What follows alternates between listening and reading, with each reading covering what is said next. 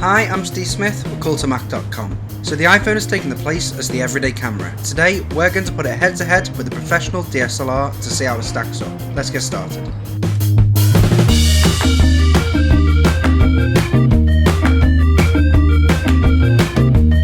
We're here in Liverpool city centre to put my iPhone 5S's camera against pro photographer Sam Mills and his professional equipment, all while showing you how to get the most out of your iPhone photography, with a few basic tips, accessories and apps. Sam will be using a Canon 60D, which has 18 megapixels and an ISO of 6400 for great low light photography, along with a few spare lenses, whilst I will be using my trusty iPhone 5S, which only has 8 megapixels, but those megapixels are larger than the standard, along with a fixed aperture of f2.2.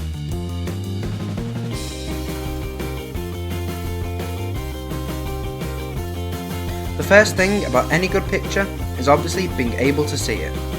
There's nothing worse than a blurry, blown out image.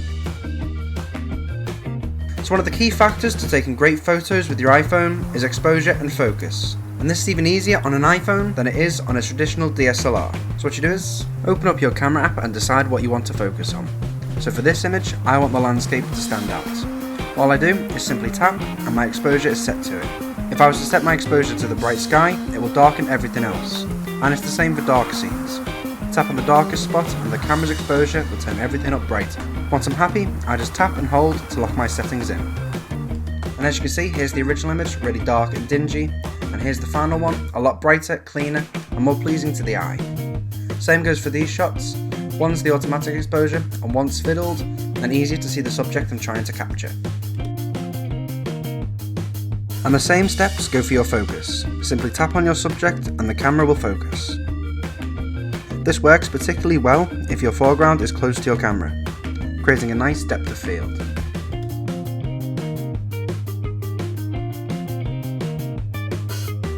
Another factor that I noticed when going head to head against the DSLR is that the DSLR is a bit easier to hold whilst taking pictures due to its ergonomic grips. There's no use spending all that time if you're still going to take a blurry image if your hands are too shaky. So another great tip is to always keep your iPhone stable. You can do this by putting on things like a tripod, or if you haven't got one of them available, you can use benches, trees, or even people. As well as keeping it steady, you still need to frame your shot well. So one of the most underused features on the iPhone's camera is the grid option, which uses the basic theory of rule of thirds. When taking a photo using this grid format, what you want to do is line your subject matter up with these cross points. It's where the human eye naturally gravitates towards. Rather than putting your subject matter slap bang in the middle every time, it's going to make your photos a bit boring. To turn the grid feature on, just go to your settings, then photos and camera. Then simply switch the grid on. Just like DSLRs, iPhones are great for action shots. They can rapid fire photos, so you can go back and choose the best picture from that burst. Taking burst shots on your iPhone couldn't be simpler. All you need to do is hold on to your shutter, then your iPhone releases a burst of photos and places them neatly into a pile. It automatically selects the best image from the burst. And you can also get some really creative shots like these of Sam levitating. Although, I'm going to need a bit more practice before I get to Sam's quality.